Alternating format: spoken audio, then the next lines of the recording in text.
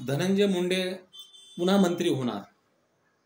मस्साजोगचे सरपंच संतोष अण्णा देशमुख यांचं अपहरण करून अत्यंत हलाहल करून त्यांचा खून करण्यात आला आणि या खुनामध्ये धनंजय मुंडे यांच्या जवळच असलेला वाल्मिक कराड याचं नाव त्या ठिकाणी चर्चेत आलं.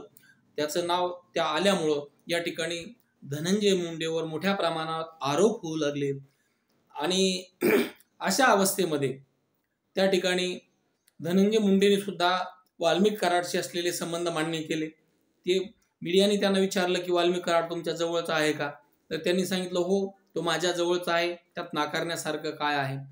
ज्यावेळेस हिवाळी अधिवेशनामध्ये नागपूरच्या मुख्यमंत्री या संदर्भातलं निवेदन करणार होते त्यावेळेस मंत्री धनंजय मुंडे सभागृहात अनुपस्थित होते. त्यावेळेस मीडियाने त्यांना प्रश्न विचारला की तुम्ही अनुपस्थित का आहात. तर त्यांनी सांगितलं की माझे जवळचे सहकारी वाल्मिक कराड यांच्या संदर्भामध्ये मुख्यमंत्री नामदार फडणवीस साहेब हे सभागृहात निवेदन करणार आहेत म्हणून मी त्या ठिकाणी अनुपस्थित आहे. म्हणजे ते जवळचं आहे मान्य करतात, सहकारी आहेत असं मान्य करतात. एवढंच नाही तर सामाजिक कार्यकर्त्या अंजलीताई दमानिया यांनी काही सातबारे बाहेर आणले. अंबेजोगाई तालुक्यातील पोस येथील सातबारा बाहेर आणला किंवा काही कंपन्याचे त्यांनी शेअर्स या ठिकाणी डॉक्युमेंट्स या ठिकाणी लोकांना शेअर उपलब्ध करून दिले.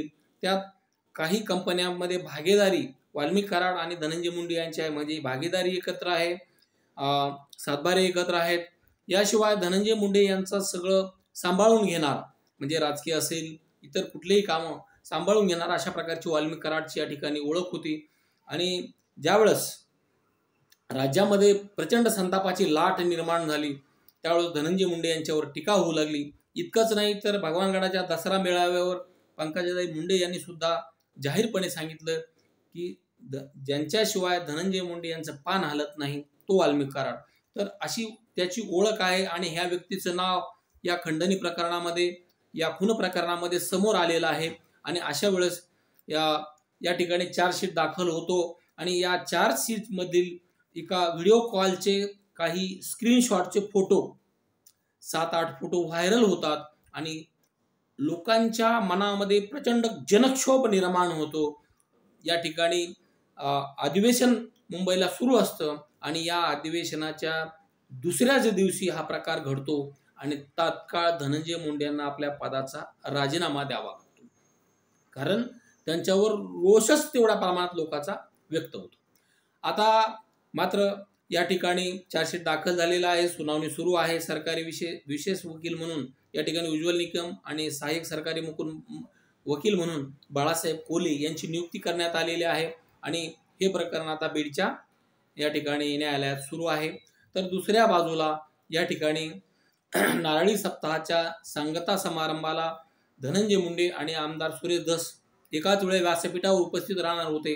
परंतु धनंजय मुंडे त्यांच्या हेलिकॉप्टरला उडण्यास परवानगी न मिळाल्यामुळे त्या ठिकाणी कार्यक्रम स्थळी येऊ शकले नाहीत. आता कारण काय आहे हे येणाऱ्या काळात बाहेर येईलच. मात्र भगवानगडाचे महंत न्यायाचार्य नामदेव शास्त्री असं सांगतात की ते 2 तास त्या हेलिकॉप्टरच्या बाजूलाच बसून होते, मात्र ते उडण्यास परवानगी न मिळाल्यामुळं ते काही इथं पोहोचू शकले नाहीत असं शास्त्रीजींनी स्पष्टीकरण दिलं. याचबरोबर ते पुढे असं म्हटले की त्यांच्या गालावरून या ठिकाणी वारं गेलेलं आहे, एक चांगली वाणी बंद झालेली आहे. आपण सर्व प्रार्थना करू आणि पुन्हा ते त्या पदावर येतील आणि समाजाची सेवा करतील अशा प्रकारचा आशीर्वाद त्यांनी धनंजय मुंडे यांना दिलेला आहे. तर शास्त्रीजी यांनी धनंजय मुंडे हे गडाचा मुलगा आहेत असं या अगोदरही त्यांनी जाहीर केलेलं आहे. आणि अगोदर बोलत असताना ज्यावेळेस धनंजय मुंडे यांनी भगवानगडावर या ठिकाणी मुक्कामाला गेले त्यावेळेस शास्त्रीजींनी त्यांची भेट घेतली आणि मीडियाशी संवाद साधला. त्यावेळेस सांगितलं की संतोष अण्णा देशमुखांना ज्यांनी मारलंय त्या मारेकऱ्याची मानसिकता का निर्माण झाली यावरून सुद्धा या वक्तव्यावरून नामदेव शास्त्री प्रचंड वादामध्ये सापडले होते. त्यांच्याकडून सगळीकडून चौफेर टीकेची झोड उठली आणि नंतर ज्यावेळेस देशमुख कुटुंबीय हे शास्त्रीजींना भेटलं त्यावेळेस शास्त्रीजींनी स्पष्टीकरण दिलं की मला याची कल्पना नव्हती, मला घटनेचं गांभीर्य माहीत नव्हतं आणि देशमुख कुटुंबीय सुद्धा गडाचे भक्त आहेत, मी त्यांच्या पाठीशी आहे. मात्र आता त्यांनी पुन्हा एकदा धनंजय मुंडे यांच्या मंत्रिपदाचा या ठिकाणी पुनरुच्चार केलेला आहे.